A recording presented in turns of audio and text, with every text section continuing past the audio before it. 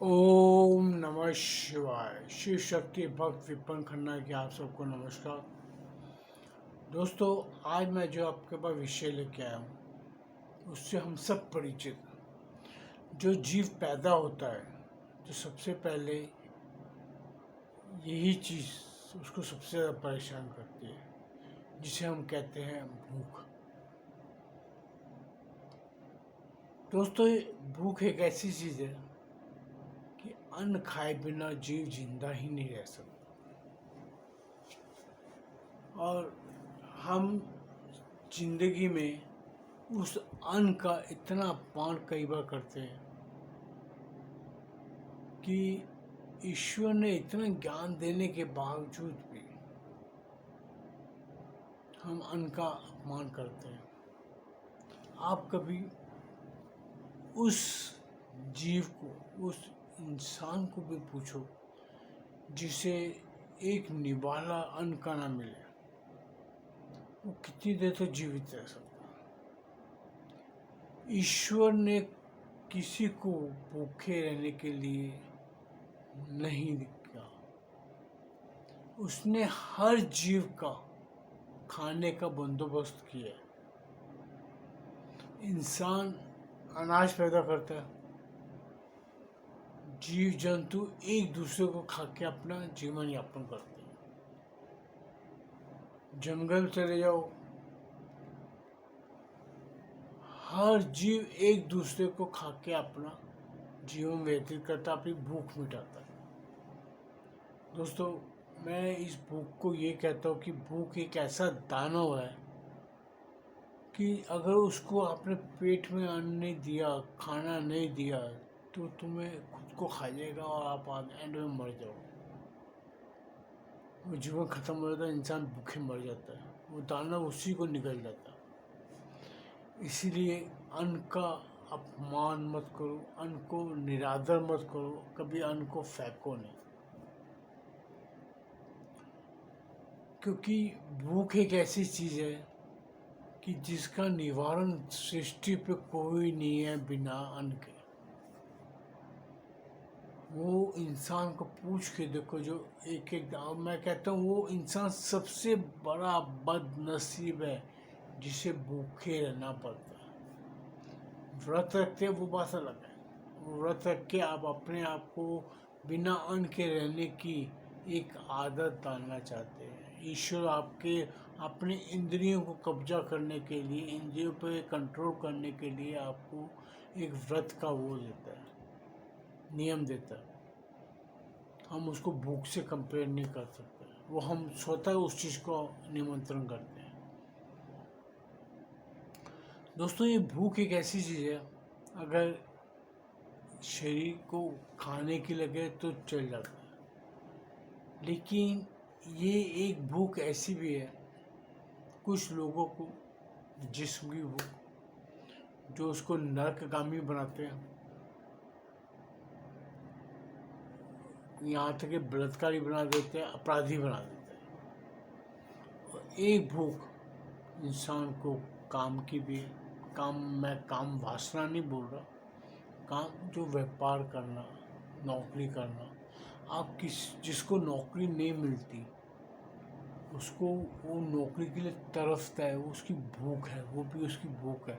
उसके परिवार उसी से चलना है, वो भी एक तरह की भूख है काम करने की, व्यवसाय करने की, या नौकरी मिले जो मर्जी हो।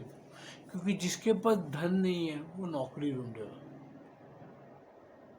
जिसके पास धन होगा वो तो व्यापार करके अपना धन अर्जित कर लेगा, अपनी वो धन की भूख मिटा लेगा।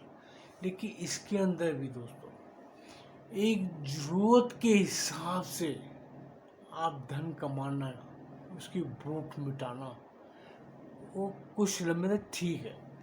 लेकिन कई लोगों का आप देखो अंधी भूख धन की लगी रहती है। वो उस भूख मिटाने के लिए किसी का खून, किसी का कत्ल, चोरी, डकैती, कोई ऐसा कर्म, रिश्वत लेना, हर अनैतिक कर्म करने को तैयार हो जाता है कि वो चीज़ से अपनी तृप्ति, भूख मिटा सके। लेकिन उनकी भूख जितना भी कर रहे हो वो नहीं मिटती।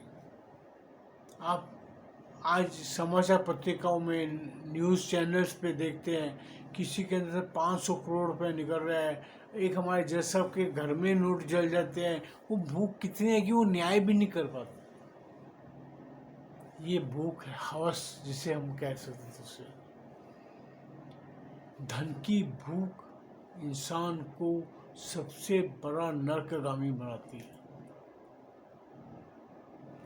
एक अपना नाम करने की भूख, इज्जत, मेरे को बड़ा सम्मान करना, इसके लिए भी इंसान हर खोटे कर्म कर लेगा कि मेरा नाम होगा। कई हमारी फिल्म इंडस्ट्री में तो ऐसे लोग हैं कि वो अपनी शोहरत की भूख उसको इतनी होती है कि वो हर उल्टा काम भी नंगे भी होने को तैयार हो जाती है। ये है असली भूख। इसीलिए मैं आपको भूख अक्सर क्यों रहा है कि भूख बहुत तरह की, किसी गरीब की पेट की आंतरियाँ सूंघ जाती है भूख के कारण, रोटी अन्न के कारण। उसको दर्द को तो मैं कहता हूँ, मैं भगवान किसी को ऐसा दिन ना दिखाए कि उसको भूखे सोना पड़े। इस पर एक कथा दोस्तों बहुत अच्छी है। एक दिन माँ पार्वती ने शिव को पूछा कि आप 2 मिनट बैठते हो, बातें करते हो, बातें करते करते आप आंखों में बंद करके ध्यान में चले जाते हो, ऐसा क्यों? उन्होंने कहा, माँ को कहा, है पार्वती, मैं ये ध्यान लगाता हूँ कि मेरा कोई पैदा किया हुआ जीव जो संसार में आया हुआ है वो भूखा तो नहीं सो रहा। मैं इस चीज़ का ध्यान रखता हूँ।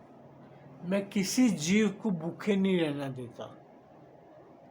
कोई जीव क्या खा रहा है क्या नहीं खा रहा है इससे मुझे कोई तात्पर्य नहीं है। भगवान शिव एक ऐसे हैं, देव ऐसे हैं कि जो नॉनवेज को भी मना नहीं करते। वो कहते हैं वो अगर किसी जीव को मार के कोई खा रहा है तो पाप नहीं है। पाप तब है जब आप वो जीव को मार के फेंक दो, उसको खाने के लिए उपयोग ना करो, वो हत्या हो जाती, वो जीव हत्या है। अगर कोई जीव आप खा रहे हो, शिकार करके, जो गांव में जो वनों में रहते थे, जंगलों में रहते थे, वो सिवाय शिकार के और किसी पे निर्भर नहीं करते थे। या कंदमूल पे, कंदमूल ना मिले तो वो जीव शिकार करते थे। सृष्टि जब से बनी तब से शिकार हो रहा है। कुछ शिकार अपने शौक के लिए करते थे, कुछ पेट की आग बुझाने के लिए करते थे। तो महादेव मैं ये सिर्फ देखता हूँ कि कोई जीव भूखा ना सोए। तो एक दिन माँ को क्या सूझी कि चलो मैं इनकी परीक्षा लेती हूँ, शिव जी की। माँ ने एक काला मकोड़ा होता है उसको पकड़ के डिब्बे में बंद कर दिया। उसको एक दिन पूरा डब्बे में रखा। फिर दूसरे दिन जाके शिव को पूछते, हे प्रभु, आज आप ध्यान में गए तो आपने किसी जीव को देखा नहीं कि कोई भूखा तो नहीं रह गया? तो महादेव कहते हैं, नहीं, मेरे हिसाब से सब जीव खा पी के आराम कर रहे हैं, विश्राम कर रहे हैं। तो माँ ने कहा, तो फिर ये डिब्बी के अंदर जीव मैंने कल से पकड़ा हुआ है, इसको अन्न कहाँ से मिलेगा? ये तो बंद है मेरे डिब्बे के अंदर। तो महादेव ने कहा, तो इसको खोल के देख ले। तो माँ जब खोल के देखती है, उसके अंदर एक चावल का दाना उसके मुख में था। तो माँ ने कहा, इसको ये चावल का दाना कहाँ से मिला? मैंने तो डाला नहीं, मैंने जब डब्बी बंद की थी कुछ नहीं हुआ था। तब महादेव ने सोचा कि तेरे जब मस्तक पे तिलक लगा हुआ है, उस पर अक्षत, अक्षत चावल को कहते हैं, चावल लगे हुए थे। जब आप डिब्बी बंद कर रही थी तब वो चावल का दाना डब्बी में अंदर चला गया।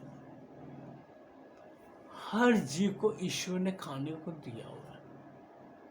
इसलिए दोस्तों ये चीज़, भूखा इंसान को ईश्वर नहीं रखता। अगर मैं यही कह रहा हूँ, बहुत खराब कर्म होते हैं हमारे जब हमको खाने को नहीं मिलता। हमने कौन सा दुष्कर्म करते हैं जब कई बच्चे पैदा होते ही बेचारे ऐसी अवस्था में पैदा होते हैं कि जब तो पैदा होते ही माँ का दूध छीन जाता है। तो वो क्या पाप करते हैं भाई? पिछले जन्म में जो कर्म करके आते हैं वो कर्म आपको भोगने पड़ते हैं हर जन्म में एक एक बार। जब तक खाता कंप्लीट नहीं होता, क्लियर नहीं होता, अकाउंट नील बटा नील नहीं होता, तब तक ईश्वर वो जीवात्मा को नहीं छोड़ता, उसको अपने कर्म भोगने पड़ते। हमारे जो सनातन समाज में इतना अच्छी ज्ञान की ये बातें बताई गई हैं, लोग अलग अलग दिशाओं में भटकते रहते हैं।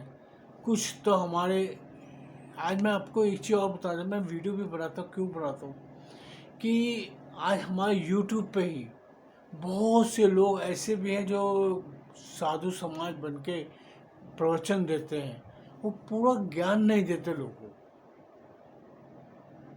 अभी मैं इसका आपको एक और बात बताना चाहूँगा। मेरे ही सोसाइटी का वॉचमैन महेंद्र करके, उसने मुझे पूछा, जी एक गुरु जी ने बता रहे थे, मैं प्रवचन सुन रहा था कि ब्रह्मा जी ने अभी पुत्री से विवाह कर लिया था, इसीलिए उनको पूजा नहीं जाता। अभी इस विस्तार पे क्या उस गुरु ने पूरा विस्तारित किया? क्या है वो, क्यों ऐसा किया? वो बच्चों को बता रहे हो, क्यों अपने लोगों को ये सब बता रहे हो, सनातन धर्म को बदनाम कर रहे हो? अगर आप वहाँ पे सही हो तो क्या माँ शक्ति ने अपने तीनों रूप बनाए, क्या वो गलत है? माँ शक्ति ने माँ काली रूप, माँ लक्ष्मी रूप, माँ सरस्वती रूप बनाया, तीन रूप में अपने आप को अलग अलग किया, ब्रह्मा विष्णु महेश के लिए, तो वो गलत है कहानी? आप ज्ञान पूरा दो तो उसको कम से कम विस्तार दो। हर इंसान में ज्ञान की भूख है। मैं आपको इसके अंदर मैं ये अल्फाज क्यों लाया हूँ, क्योंकि हर इंसान के अंदर ज्ञान की एक भूख है, वो भी भूख बहुत जरूरी है। एक विद्यार्थी के अंदर ज्ञान सीखने की भूख होती है, एक नॉर्मल इंसान के अंदर भी भक्ति की भूख होती है। अगर आपके अंदर भक्ति की भूख है, आपको सही शिक्षा ज्ञान मिल रहा है, तो आप उसको ग्रहण करेंगे। मैं एक सनिवेदन सभी गुरुओं को, सभी चैनल पे बैठने वालों को एक कहना चाहता हूँ कि अगर आप कोई चीज़ कह रहे हैं तो कृपया उसको विस्तार से कहो, कि जो इंसान सुन रहा है उसको कम से कम समझ पड़े। आप आधा अधूरा ज्ञान वंश वो ज्ञान मत बांटो कि जो लोग समझ ना सके, सनातन धर्म बदनाम हो।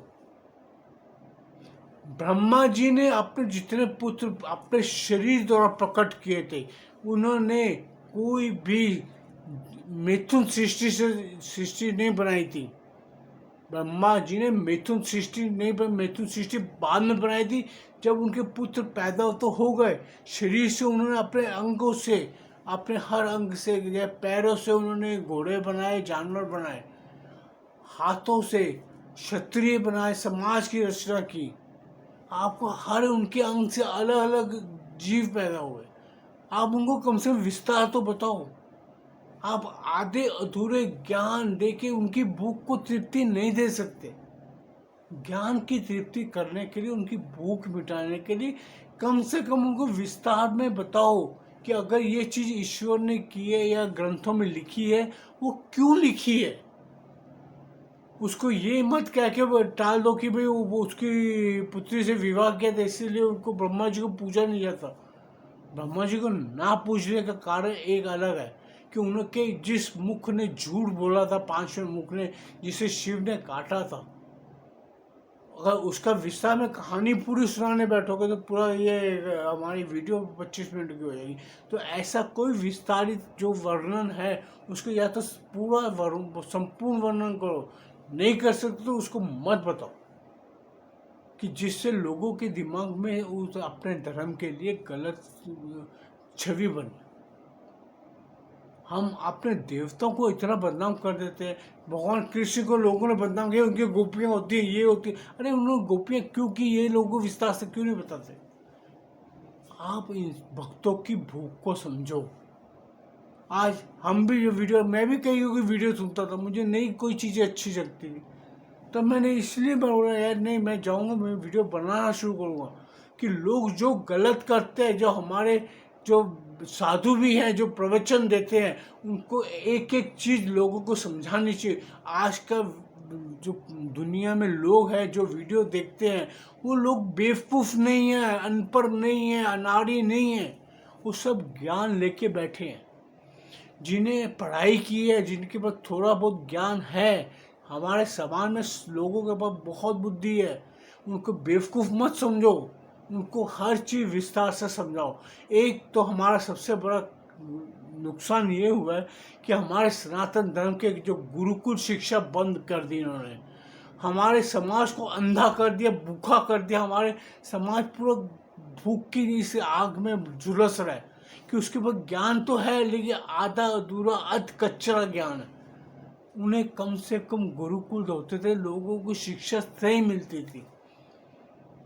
कुछ हमारा बेड़ा गर्क मुसलमानों ने किया या मुगलों ने किया, या कुछ बेड़ा गर्क हमारा क्रिश्चियनों ने किया जो ईसाई धर्म इधर आए, और बाकी का बेड़ा गर्क हमारा वो कांग्रेस ने किया जिन्होंने वो कम्युनिस्टों को देख के हमारी जो शिक्षा पद्धति बनाई उसमें सत्यानाश किया।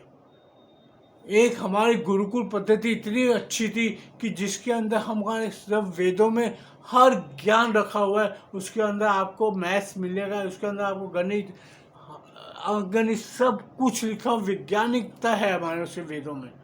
वो शिक्षा बंद करके लोगों को भूखे मार दिया। हम आज अज्ञानता की आग में हम झुलस रहे हैं। हमारी शिक्षा पद्धति सबसे गंदी जो कम्युनिस्टों ने बना दी है, उसको शिक्षा पद्धति को सुधारना चाहिए और गुरुकुल शिक्षा को फिर से शुरू करनी है। पहले हमारे गुरु शिक्षा ग्रहण करें वेदों की, वेद शास्त्री होगा तभी वो ग्रहण ज्ञान दे, ज्ञान बांटे। आज मैं भी चाहता हूँ मैं ज्ञान प्राप्त करूँ, मैं भी चाहता हूँ कोई ज्ञानी ऋषि ऐसा मिले कि जो हमें सही ज्ञान दे सके, पर है कहाँ पे, कहाँ पे है? कोई एक ऐसा बताओ गुरु। तो आप भागवत पढ़ के आप सब प्रवचन देते हो, भागवत बताते हो, क्या लोगों को सही शिक्षा का ज्ञान कोई दे रहा है? कोई उनकी भूख मिटा रहा? नहीं मिटा। सब अपने नोट इकट्ठे करने, पैसा धन इकट्ठा करने, अर्जित करने में लगे हुए हैं। सही शिक्षा पद्धति हमारे देश में कोई चला ही नहीं रहा। इतने बढ़िया वेद लिखे पड़े हैं, उपनिषेध हैं, आप कम से कम हमारे समाज को शिक्षित करो। कोई करने को तैयार नहीं है। एक गुरु लाखों चेले बना के बैठे हुए हैं। तुम सही शिक्षा को दो लोगों को। जो अध कच्चा ज्ञान हमारे जो इसमें यूट्यूब पे चल रहा है वो सब लोगों को बढ़ता चला जा रहा है। आज मैं, आप लोगों को बोलेंगे मैं भी यूट्यूब पे देख, लेकिन मैं वो चीज़ को उठा रहा हूँ कि लोगों को सही ज्ञान नहीं मिल रहा। सही शिक्षा दे दो। ये कार्य हमारे सिर्फ अच्छे जो संस्कृत के ज्ञान विद्वान पंडित हैं वो वेदों की शिक्षा ग्रहण करके समाज में वेद ज्ञान प्रकट करो, पैदा करो, खुद गुरुकुल खोलो, लोगों को सही शिक्षा दो, उनको ज्ञान विज्ञान सब कुछ समझाओ। हमारे शास्त्र विधि में सब कुछ है। आप कम से कम हमारे जो लोगों की भूख है सही उसको राह दिखाओ, अध कचरा मत दो लोगों को। सो दोस्तों, आज मुझे ये बात इसीलिए मैं ये वीडियो लेके आया क्योंकि मेरे को कल एक वॉचमैन की बात सुन के मुझे बहुत लगा यार कि लोग क्या कर रहे हैं। अगर मेरी बात से किसी को कोई तकलीफ, कोई दुख, कोई वो लगा हो तो कृपया मुझे क्षमा करना। मैं इस लायक इंसान नहीं हूँ कि जो मैं आप लोगों को ज्ञान पूरी तरह दे सकूँ। मुझे पता मैं अध कच्चा ज्ञान मैं भी बांटता हूँ, लेकिन मैं वही बातें उठाता हूँ जो मेरे समाज को गंदा ना करे। हम आपस में जो ठीक है थोड़ा बहुत जो ज्ञान हमारा आपस में जो सामाजिक ज्ञानता है जो प्राप्त किया हमने, हम उसी का विस्तार करना चाहते हैं कि जो कोई भी बंदा अधूरा ना रह जाए। क्योंकि हम जैसे अध कच्चा बांटने वाले बहुत बैठे हैं, लेकिन सही शिक्षा हमें किसी को नहीं मिल रही। हम भी ग्रहण करना चाहते हैं, कोई देने वाला ही नहीं है। कौन देता है? कोई है ही नहीं देने वाला। सब अधूरे ही रहेंगे, अधूरे रह जाएंगे, इसीलिए ये भूख कभी नहीं मिटेगी दोस्तों। इसलिए मैंने 100 लोगों गुरुओं के पास जाने से अच्छा मैंने एक मंत्रों को जाप कर, मैं बोला सबसे अच्छे मंत्र है, एक मंत्र पढ़ो, उसी का पूजा पाठ करो, उसी को रटो, उसी को फाइनल करो अपनी ज़िंदगी में। ईश्वर की भक्ति करो, भक्ति में सबसे बढ़िया है। और कोई ज्ञान के लिए आप जाओगे, लोगों की ज्ञान प्राप्त करने भागोगे, क्या मिल रहा है आपको समझनी पड़ेगी। क्योंकि मेरे पास फेसबुक पे कई लड़कियां आती है कि हमारे ये गुरु जी की किताबें, आप किताबें खरीदो, हमारे गुरु के दिए हुए ज्ञान खरीदो। अरे कौन सा ज्ञान लें? वो जो गुरु तुम्हारा बोल दे वो ज्ञान को लेके बैठ जाए, पढ़ ले, वही उसी के पीछे चले। फिर सही शिक्षा, सही ज्ञान से कोई अगर पेट भर सकता है, कोई हमारी तृप्ति कर सकता है, तो वो सही वेदों का ज्ञान है, वो हमें प्राप्त होना चाहिए। वो प्राप्त करने की कोशिश करो। बाकी भक्ति, महादेव है, कृष्ण है, राम है, माँ अम्बे है, जिसको मर्जी पूज लो, वो अपनी भूख को तृप्त करो।